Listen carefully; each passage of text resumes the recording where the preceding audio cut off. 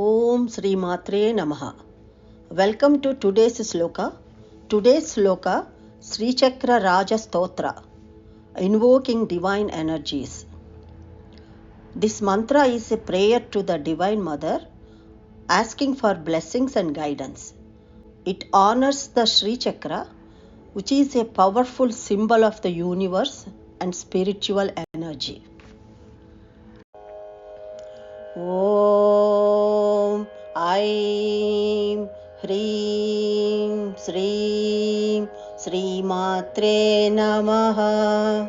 Om Aim Hreem Sreem Sri Matre Namaha. Bindu Trikona Vasukona Bindu Trikona Vasukona Dasara Yugma Dasara Yukma Manvasra Manvasra Nagadala Shodasapatra Yuktam Nagadala Shodasapatra Yuktam Vrittatrayancha Vrittatrayancha Dharani Sadanatrayancha Dharani Sadanatrayamcha Sri Chakra Raja Sri Chakra Raja Uditaha Uditaha Paradevatayaha Paradevatayaha.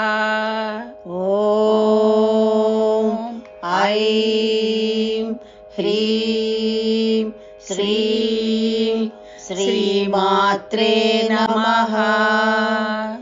Bindu Trikona Vasukona Dasara Yugma Manvasra Nagadala Shodasapatra Yuktam Vrittatrayancha Dharani Sadanatrayancha Sri Chakra Raja Uditaha Paradevatayaha.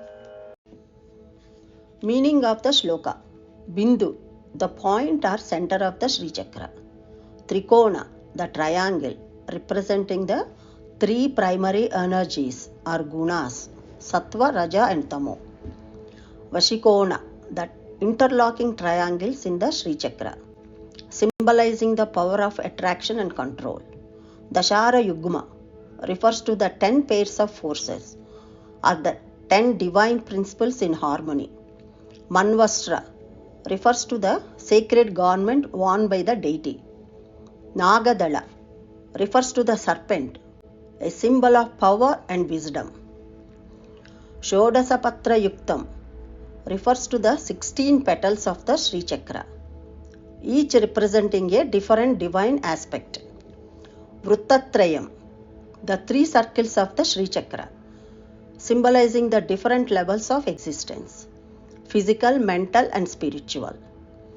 Dharani Sadanatrayamcha refers to the threefold path of practice: spiritual discipline, meditation and realization. Sri Chakra Raja, the king of the Sri Chakra, symbolizing the supreme power of the universe. Uditaha, the raising of the divine energy or power. Paradevatayaha, ultimate feminine energy. Namaste.